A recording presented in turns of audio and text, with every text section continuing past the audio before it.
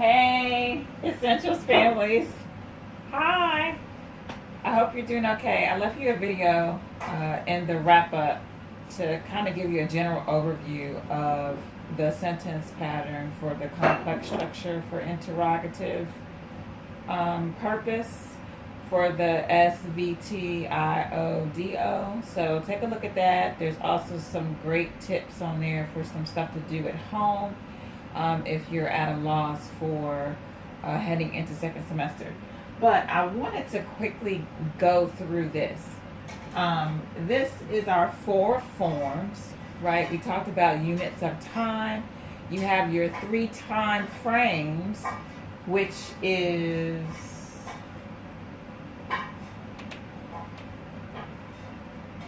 if we're talking about then, right, that would be the past.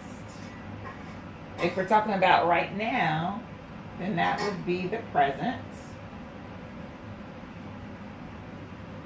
And if we're talking about later, then that would be the future. This is important to know because each form has these 3 time frames represented in them. And in my class, we spent time learning the 4 forms and we didn't pay much attention to the actual time frames. And I wanted to do a quick video demonstration so that now you can see how to incorporate the time frames into your different forms. So the simple form is just our bare tense. That's just the verb as it is. Then we have our perfect form, which is a form of to have plus the past participle. Remember, a past participle is a verb plus ed, right? So we have our past participle for the perfect form. For the progressive form, that pattern is designated by a form of to be. And for you foundation students, if you remember your forms of to be, am, are, is, was, were, being, been, right? So a form of to be plus the present participle. Remember, that's a verb plus ing.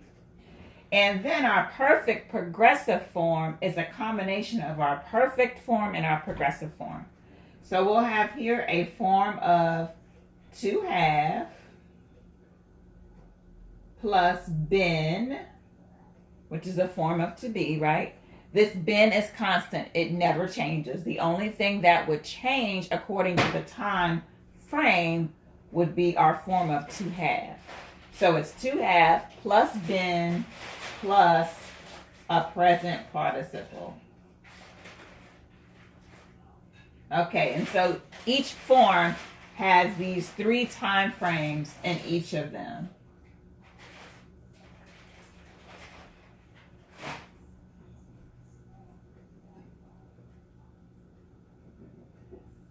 Okay, so now if I were, this is important for us to notice because this week we talked about the verb, conjugating the verb have, looking at it as a main verb, but also looking at it as a helping verb.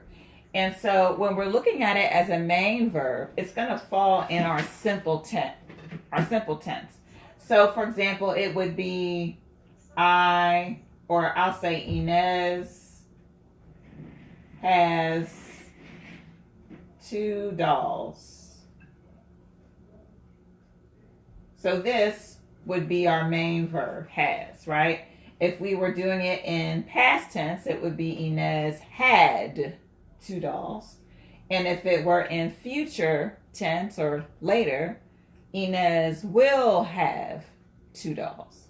So now when we look at our perfect tense, a form of to have plus the past participle. So if I'm still using my same sentence, Inez has 2 dolls, this is my simple present tense. Here, in my perfect tense, it would say Inez has had 2 dolls. So the past participle of to have, or infinitive to have, the past participle would be had. So my present form, because Inez is in third person, right, and she's singular, my present form would be has. And then my past participle would be had. So Inez has had 2 dolls. So it can get a little confusing, but if we recognize the patterns, then we'll know how to use our verbs together. So in this case, the form of to have is being used as a helping verb and a main verb. So then, when we use it in our perfect progressive tense, because again, we're working with the verb, the infinitive form to have, it's to have plus been plus the present participle. So if we're still working with our same sentence about Inez and her 2 dolls, it would be, if we were looking at the present tense here, present tense, it would be Inez has been having 2 dolls. I know that doesn't make a lot of sense, but that is the pattern. We probably wouldn't use that particular sentence, but so that you understand the pattern, Inez has been having 2 dolls. So we have our has is the thing that would change. This form here of to have would change according to which time frame that we're talking about. So if I were speaking about the past here, then it would be Inez had been having 2 dolls. If I were speaking about the future, remember whenever we talk about future tense, we always use the helping verb will. So it would read Inez will have been having 2 dolls. So the will have helps us to understand that it's the future tense. Okay, so will have been having. I know that sounds confusing, but if you just practice your verb anatomy that's listed on page, what is this? 426. This is a chart that you're supposed to be working on this week. And have your students copy the pattern and recognize the pattern. If they can recognize the pattern, then they're going to be able to spot it in the sentences that they see. A great practice tool is you find a lot of these different forms in scripture.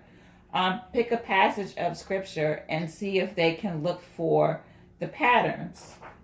A form of to have plus the past participle has delivered Egypt, or has delivered the children of Israel. That was an example that we gave in our class. Has meaning present, right? A form of to have. And then our past participle delivered. So there we have a perfect form, but the tense or the time frame would be present. So I hope that makes it a little bit more clear. If you run into any problems, certainly give me or Ruthie a call, and I hope that you guys have a great week practicing your verb anatomy.